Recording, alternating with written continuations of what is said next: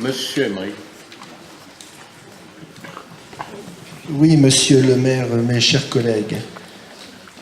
Si la population ne souffrait pas tant, nous pourrions nous réjouir de voir nos critiques récurrentes de la fiscalité qui viennent d'être prises ce soir par l'ensemble de l'éventail politique représenté dans cette Assemblée, à l'exception, bien entendu, de la majorité, mais il est vrai que votre slogan, c'est « Nous allons continuer », comme je l'ai dit, vous allez droit dans le mur, mais cette fois-ci, vous y allez en klaxonnant. Alors, voter le budget primitif à quelques mois de l'élection municipale ne nous semble pas respectueux des électeurs. Je vous ai fait une demande de report du vote lors du débat d'orientation budgétaire. Vous n'avez, à l'évidence, pas voulu en tenir compte.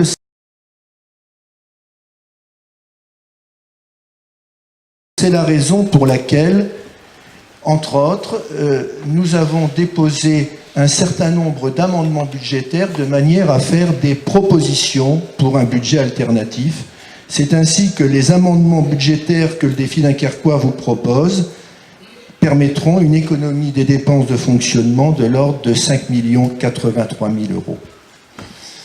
En effet, en faisant intervenir le vote en décembre 2013, vous ne permettrez pas à notre équipe de mettre en œuvre dès 2014 la baisse de la fiscalité. C'est-à-dire que lorsque la prochaine équipe prendra le manche au début avril, elle aura pieds et poings liés pour toute l'année 2014. Deuxième point, les documents soumis au vote des élus manquent de clarté et parfois de sincérité. Alors je ne mets pas du tout ici en cause les services dont il faut reconnaître qu'ils sont toujours très soucieux d'apporter réponse à nos questions.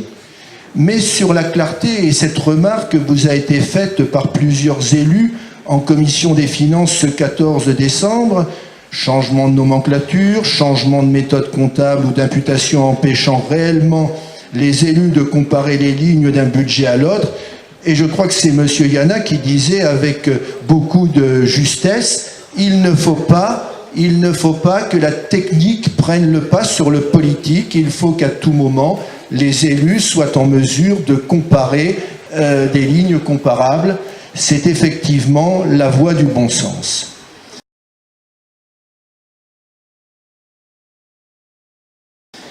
Sur la sincérité, nous vous avions déjà fait la remarque en décembre 2012 sur le nombre gonflé d'habitants repris sur le budget. En 2012, nous étions à 94 446. Nous voilà arrivés aujourd'hui, quand on regarde la page 2 ou 3 du budget, à 93 489. Et cependant, tout le monde a en tête les chiffres INSEE publiés par la presse.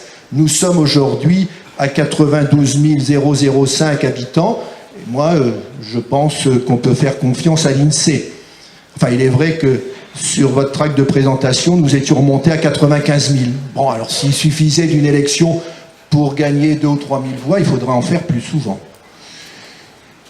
Et puis, sur la sincérité, je voudrais vraiment, monsieur le maire, et là je m'adresse à vous plus personnellement, vous dire qu'il y a, me semble-t-il, des limites à ne pas franchir.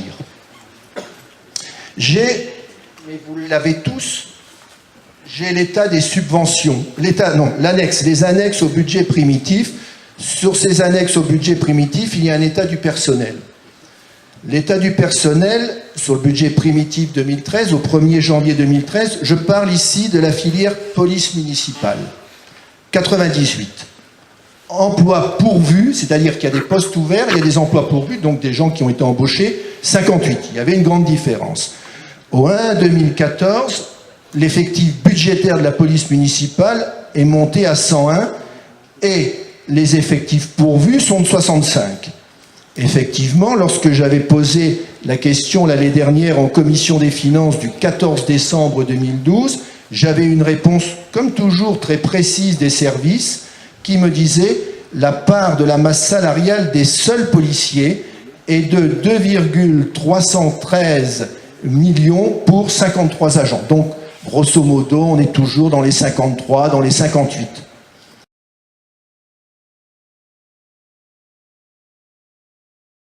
Et puis, dernièrement, j'ai vu, j'ai reçu, comme beaucoup de gens, un tract. Nous l'avions dit, nous l'avons fait, et vous êtes passé à 87 en effectif. Non, moi j'ai envie de vous dire, monsieur le maire, ce n'est pas parce qu'on est en campagne électorale qu'on peut mentir à tout va. Il y a quand même des limites à ne pas dépasser. Il y a des documents budgétaires qui nous sont donnés, que tout le monde a, qui sont les documents officiels, et vous vous permettez d'annoncer, avec quand même l'autorité qui est attachée à votre fonction d'ancien ministre d'État, un peu n'importe quoi. Ce n'est vraiment pas bien, je pense que ce n'est pas respectueux de la démocratie, et c'est l'appel que je fais ici, que cette campagne qui vienne ne soit pas une campagne avec un flot de démagogie, des propositions du Père Noël. Nous ferons pour notre part, comme à l'habitude, des propositions de gestion en bon père de famille. Alors sur le débat budgétaire, ça peut être l'occasion d'échanges principalement techniques et financiers, et M. Le Mans excelle en ce domaine. Mais cet exercice académique ne saurait nous faire perdre le nord. Ce sont bien des hommes et des femmes dont le quotidien est en jeu derrière ces données comptables. Ce sont ces hommes et ces femmes, cette population laborieuse et le plus souvent modeste, qui motivent notre engagement politique. Ils apparaissent pourtant si peu dans le rapport de présentation. J'ai beau à le lire de long en large, je n'ai jamais vu apparaître le mot peuple. C'est donc pour répondre à leurs préoccupations quotidiennes que le défi Dunkerquois va décliner ce soir, à la fois par cette intervention et par le biais d'amendements budgétaires, nos propositions pour donner un nouveau cap à nos communes de Dunkerque, Saint-Paul-sur-Mer, Fort-Mardic et Mardic. Alors, M. Le Mans nous a parlé de la lutte contre le chômage. Et pourtant, tout le monde ici a en tête le scandaleux exemple du terminal méthanier et des milliers d'emplois promis il y a quelques années. M. Le Mans nous a parlé de la lutte contre toutes les exclusions. Mais le chômage n'est-il pas la première de toutes les exclusions? Alors, monsieur le maire, nous vous faisons un certain nombre de propositions, à moins que vous m'annonciez, mais je ne saurais y croire, que les amendements budgétaires qui ont été déposés vont être soumis au vote de cette Assemblée. Ce que je puis vous annoncer, c'est que vous avez déjà été trop long. Non. Eh bien, la première proposition... Puisque vous avez déjà été trop long, non.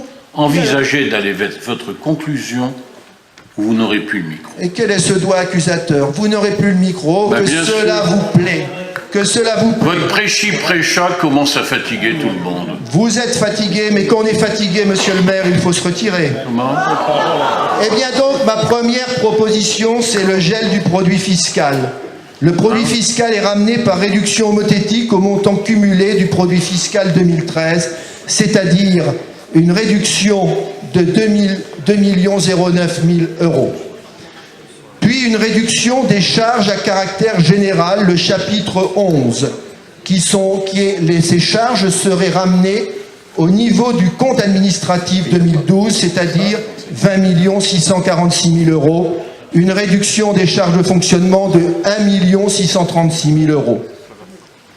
Puis, au chapitre 12, les crédits affectés aux charges du personnel, le budget 2013... Je vous redis que vous êtes trop long. Mais c'est vous qui le jugez. Vous n'avez pas du tout présenté ces amendements en commission. Mais ils n'ont pas été présentés en commission. Vous n'avez pas du tout présenté ces amendements en commission, que nous n'allons pas passer la soirée à vous écouter sur chacun de ces thèmes, et je vous suggère de vous orienter vers votre conclusion. Mais je m'y oriente, à pas compter. Non, Comme disaient les latins, festina lente, hâte-toi lentement. Oui. Eh bien, écoutez, terminez assez vite, parce que le micro va être coupé dans quelques minutes. Je sais, vous aimez, je l'aimais, mais je ne vais pas vous empêcher ce petit plaisir de la censure.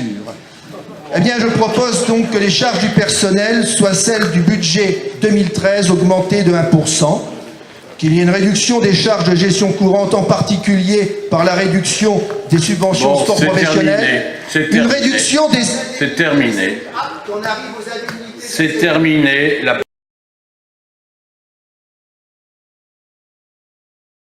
parole est à Monsieur Leboeuf. Que les indemnités des élus... La parole est à Monsieur Leboeuf. Monsieur Emery, vous en avez terminé.